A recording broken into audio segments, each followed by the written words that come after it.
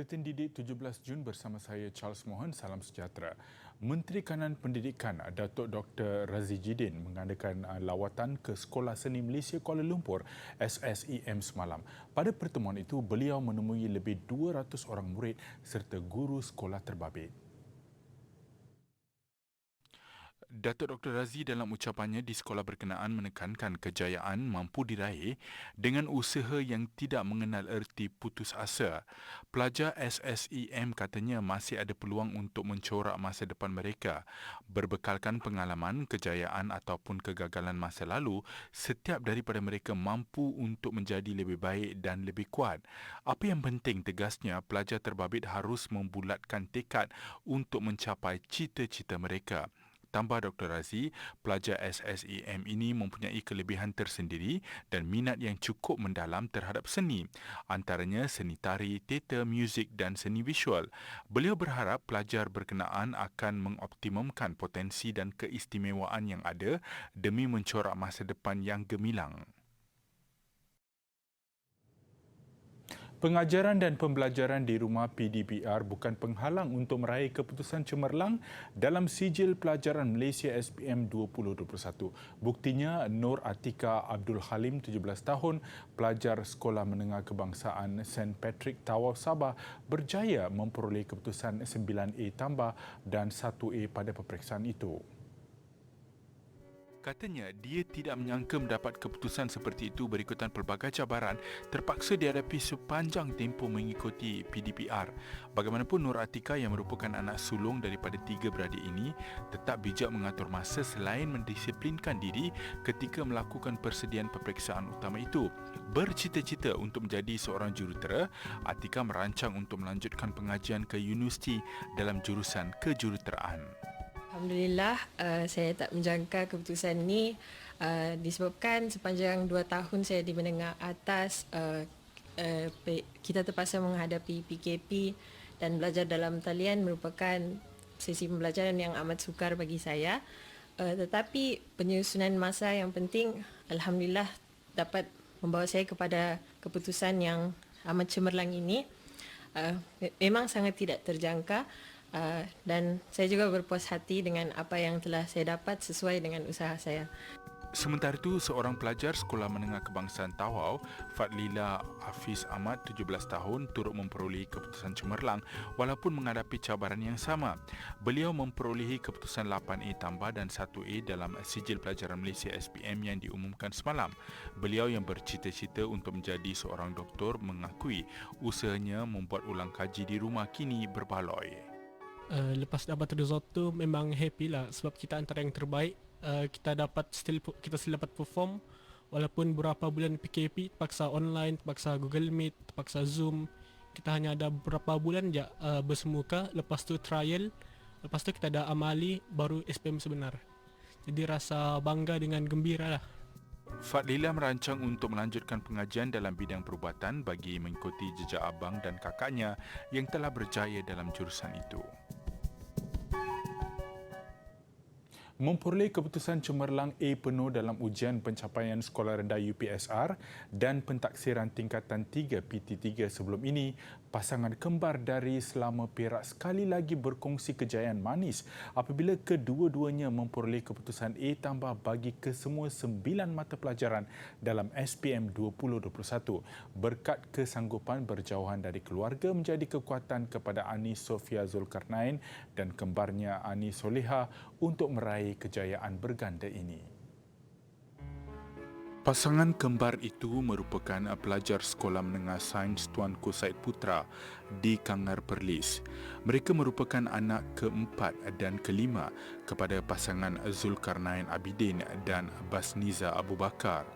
Berkongsi tips kejayaan, mereka menggunakan sepenuhnya masa terluang untuk mengulang kaji pelajaran dan menjaga kesihatan agar tidak terlepas mengikuti kelas. Harapan mereka, cita-cita menjadi seorang doktor mampu digapai sebagaimana abang dan kakak mereka yang kini berada dalam bidang perubatan dan kejuruteraan. Saya berharap insya-Allah saya dapat melanjutkan pelajaran dalam bidang perubatan. Seterusnya saya bercita-cita untuk sambung pakar. Insya-Allah saya akan berusaha sungguh-sungguh untuk mencapai cita-cita saya, insya-Allah. saya selalu bagi tahu kembar saya supaya teruslah berusaha walaupun susah. Kadang-kadang kita penat dengan jadual yang padat, dengan kelas online dan sebagainya, tapi insyaAllah, yakinlah insyaAllah Allah akan bagi yang terbaiklah untuk kita insyaAllah. Saya jarang mengikuti tuition tambahan, cuma saya mengikuti kelas-kelas yang dilaksanakan PDPR dan juga PDPC. Cuma apa yang penting ialah fokus di dalam kelas dan latih tubi ulang kaji lah. Oleh kerana sukar mendapat tajaan dan beasiswa untuk keluar negara, mereka telah memohon untuk melanjutkan pelajaran ke Universiti Malaya. Bapa mereka yang juga seorang penulis buku berhasrat untuk mencoretkan kejayaan termanis itu di dalam sebuah biografinya.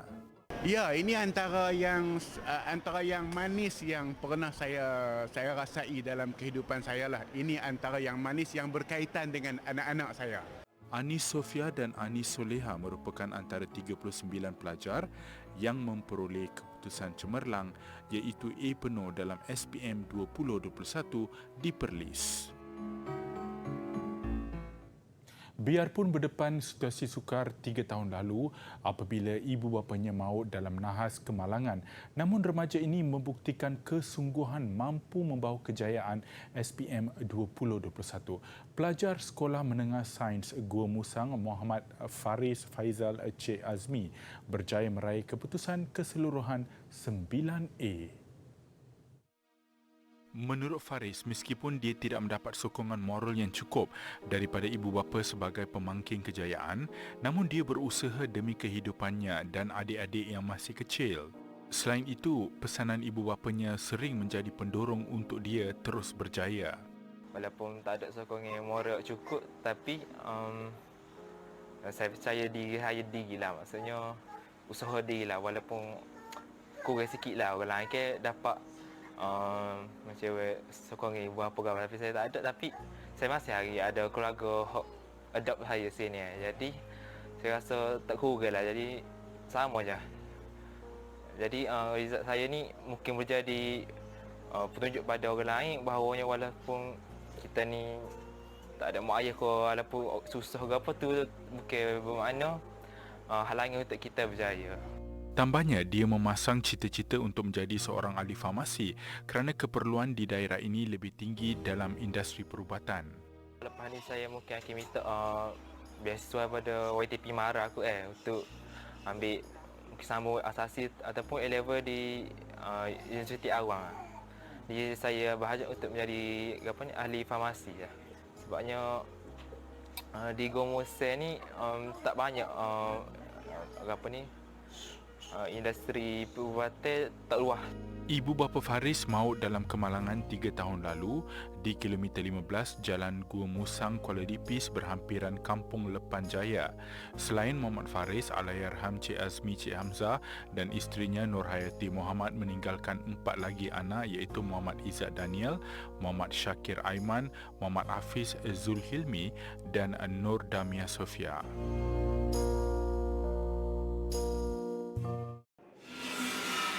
Sementara itu, pengorbanan Hanafi Madmin hampir 2 tahun untuk memastikan kejayaan anak saudaranya Muhammad Arif Fahmi Muhammad Anwar nyata tidak sia-sia.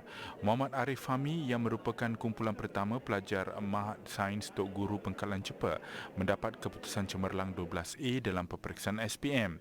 Meskipun abangnya yang juga bapa kepada Muhammad Arif sudah meninggal dunia hampir setahun lalu, beliau tidak pernah lelah memberi bantuan dengan upaya kudratnya. Gembira dan sedih lah, sebenarnya sedih sebab mula habis pun sudah meninggal. Dia pun pesan saya suruh tengok anak-anak dia lah. Jadi saya hanya buat yang termampu lah. Dan Alhamdulillah lah Muhammad Arif berjaya mendapat 12A dan keputusan SPM. Asa down jugalah lepas mati ayah saya tu. Betul saya pun anak sulung. Jadi saya pun rasa saya tanggungjawab besar lah ke saya. Jadi saya pun belajar sungguh juga agar boleh Izzat comel, betul boleh dapat mengaji jauh, lepas tu boleh kerja biar boleh tampung keluarga saya. Bagi seorang lagi pelajar, Nik Muhammad Haikal Nik Azmi, dia mengakui sedikit mencabar ketika belajar dalam suasana Perintah Kawalan Pergerakan PKP. Mengaku memang agak susah bila masa untuk study dalam keadaan COVID sebab banyak kekangan lah, antaranya kekangan tempat yang tidak kondusif bagi saya untuk study. Tapi alhamdulillah saya memberikan sepenuh hati, sepenuh komitmen dalam study. Alhamdulillah saya berjaya pada hari ini. Ma'had yang ditubuhkan pada tahun 2017 adalah sekolah terbaik di bawah kelolaan Yayasan Islam Kelantan YIK yang mendapat grade purata sekolah GPS banyak 2.41.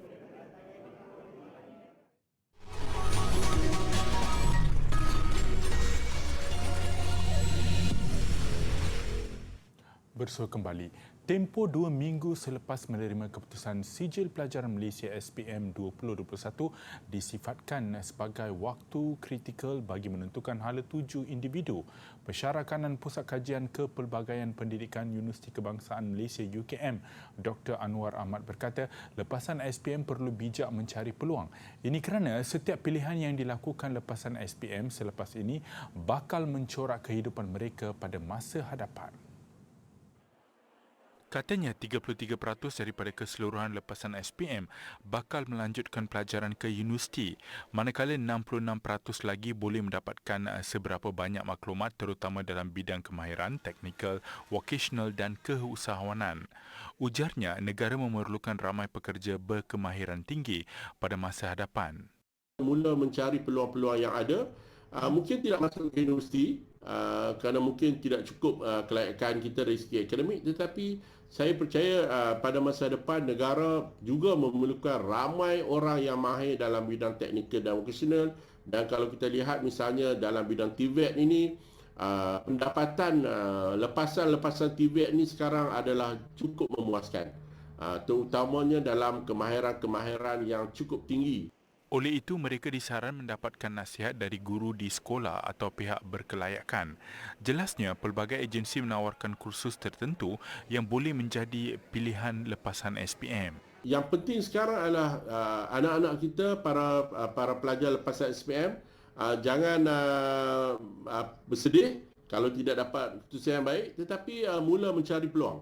Di manakah peluang-peluang yang dapat mereka ikuti? Dan yang penting tanya diri mereka apakah yang mereka minat dan apa yang mereka ingin lakukan untuk berjaya dalam pendidikan pada masa depan. Semalam, Kementerian Pendidikan mengumumkan 336,630 iaitu 88.09% calon yang mendaftar SPM 2021 layak menerima sijil. 2.54% daripadanya memperoleh keputusan semua A. 18.80% pula memperoleh keputusan sekurang-kurangnya kepujian. 33.96% mendapat keputusan lulus, 11.44% memperolehi keputusan kombinasi grade.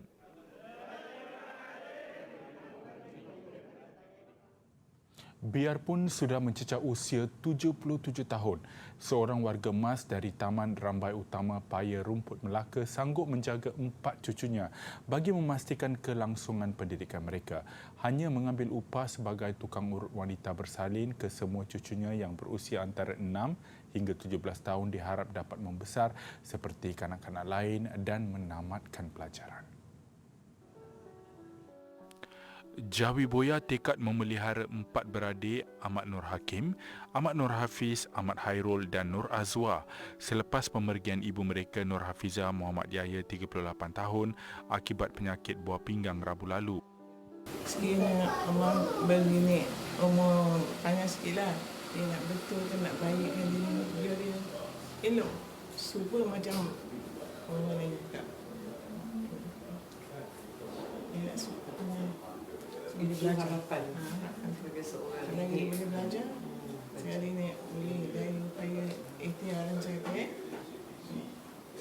Teruskan. Kalau katakan ini ada macam akan katakan JKM ke JPN ke bagi cadangan untuk tempat adik kat asrama ke dia dibagi ke macam mana atau benda ni memang akan bayar tempatkan kat rumah. Rasa naik biar naik jaga selagi hayat ni ada biar naik jaga. Depan matus ni. Menurut Jawi, dengan pendapatan antara RM500 hingga RM600 sebulan, beliau mengamalkan perbelanjaan berjimat cermat demi memastikan cucunya itu tidak tercicir daripada sesi persekolahan. Jawi tidak menafikan ada beberapa pihak berhasrat mengambil cucunya sebagai anak angkat. Namun permintaan itu terpaksa ditolak kerana tidak sanggup berpisah dengan cucunya meskipun mengalami kesempitan wang. 4 cucu Jawi iaitu Nur Azwa dan Ahmad Hairul kini bersekolah di tingkatan 5 dan 4 di Sekolah Menengah Kebangsaan Bukit Rambai, manakala Ahmad Nur Hafiz bersekolah di tahun 4 di Sekolah Kebangsaan Bukit Rambai. Yang bongsu, Ahmad Nur Hakim pula belajar di Tadika Kemas Bukit Rambai.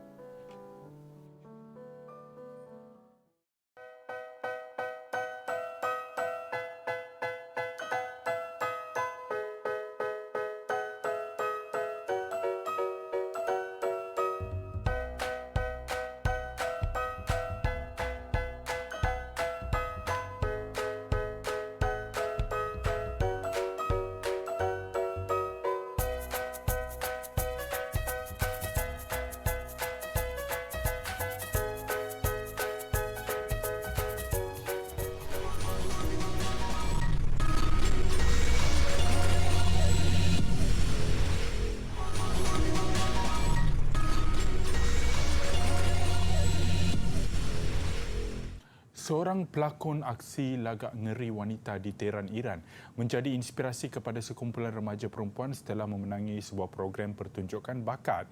Dan menurut Nasrin Teimouri, beliau telah melatih pelakon aksi lagak ngeri selama beberapa tahun tetapi baru memulakan kelas untuk melatih remaja perempuan di bawah 15 tahun.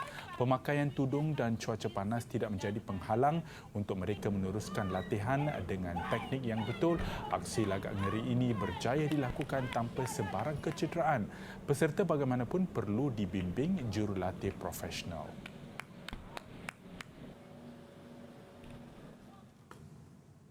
Jambatan kaca sepanjang 240 meter merentasi Lura Dash Bash Canyon di Georgia pantas menjadi tumpuan pengunjung sebaik dibuka kepada umum. Bagi menambah tarikan, jambatan itu turut menyediakan kafe di bahagian tengahnya 200 meter dari atas bumi. Jambatan ini terletak di kawasan semula jadi berhampiran tebing tinggi dan beberapa air terjun. Melaluinya, pengunjung boleh melihat kehijauan pokok-pokok di bawah kaki mereka. Yang pasti, ada di antara mereka sedikit gayat dan terketar-ketar ketika melalui jambatan ini. Begitupun, rata-rata pengunjung menganggap jambatan kaca ini memberikan mereka pengalaman yang amat berbeza. I think it will be the most Instagrammable place. It will be all over the internet. It's so beautiful. And I feel a great honor to be here as the first travel blogger. Jambatan ini mula dibina pada tahun 2019. Ia selaras minat orang ramai ke arah eko pelancongan. Setiap pengunjung cuma dikenakan bayaran $1 Amerika. Bagi yang lebih berani, mereka boleh melintasi tebing Lura dengan menaiki basikal. Nampak berbahaya, tetapi untuk keselamatan, setiap penunggang basikal diikat dengan tali. Suhu panas diiringi musim kemarau menyebabkan sebuah kampung di selatan Sepanyol seolah-olah tidak berpenghuni. Ramai penduduknya berpindah kerana kurang sumber air. Perkembangan itu menyebabkan Gocha sunyi sepi. Hampir tiada langsung kenderaan lalu lalang. Banyak kediaman dibiarkan kosong. Ketika kemuncaknya, terdapat 100 orang penduduk menetap di sini. Manakala jumlah mereka sekarang kurang 10 orang. Sungai di kampung ini kini kering kontang. Dan kini giliran kampungnya tidak berpenduduk. Over the years here, then that water supply ran dry because the level of the aquifer was dropping. That meant that there was no water left for the population of Gocha to grow their crops, to keep their animals. And so Gocha is now depopulated. Menurut Kementerian Perubahan Ekologi Sepanyol, 75% penduduk negara itu terdedah kepada kekeringan dan jumlah mereka semakin bertambah. Puncanya kerana perubahan iklim, eksploitasi ke atas sumber air dan aktiviti pertanian secara tidak terkawal. We can continue to live with a small amount of water, but nothing and nobody can live with no water. Di Sorba, sebuah kawasan berhampiran Gochar dan yang pernah mendapat bekalan air dari jirannya itu, cuaca panas menyebabkan jumlah penduduknya berkurangan hampir separuh kepada 2,471 orang. Seluruh kawasan pertaniannya turut kering kontang.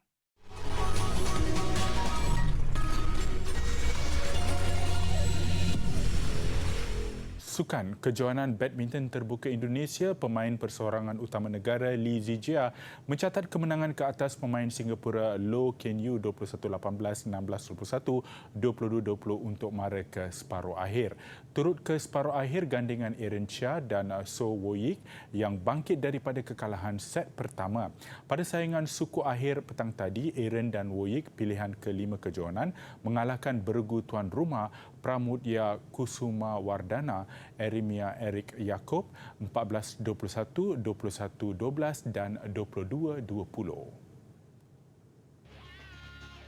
Sementara itu, hasrat untuk melihat dua wakil beregu campuran negara melakar kejutan pada aksi suku akhir tidak kesampaian. Ho Pangrun To Iwe yang berdepan pilihan ke-6 dari Korea Selatan, Seo Seung-ja Cha Yu-jung tewas 16-21, 17-21. Sejurus kemudian, Chen Tangji Valerie Xiao yang menentang satu lagi beregu pilihan, Wang Lilu Huang Dongping dari China akur dengan kekalahan 12-21 dan 14-21 dalam masa 33 minit.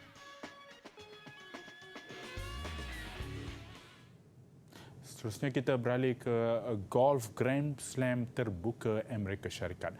Pemain kelahiran Kanada Adam Hadwin mencipta kejutan apabila muncul selaku pendahulu tunggal. Dan pusingan pertama Hadwin mencatat 66.4 di bawah par. Lebih mengejutkan kerana Hadwin dipanggil menyertai kejohanan ini selepas seorang pemain daripada pusingan kelayakan menarik diri kerana mengalami sakit di bahagian belakang badannya.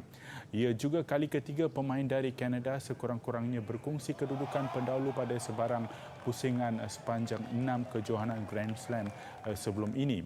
Catatan itu membantu Hadwin satu pukulan mendahului kelompok 5 pemain yang berkongsi tempat kedua. Antaranya Rory McIlroy, saingan dijangka kian sengit dengan 7 pemain mencatat 68 pukulan, 2 di bawah par dan 20 orang pemain mencatat 1 di bawah par.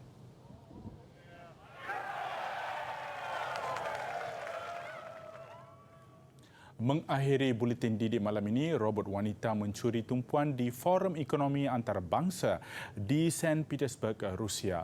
Dunyasha ditugaskan menjual aiskrim kepada pengunjung forum terbabit. Saya Charles Mohan, salam hormat dan kita jumpa lagi.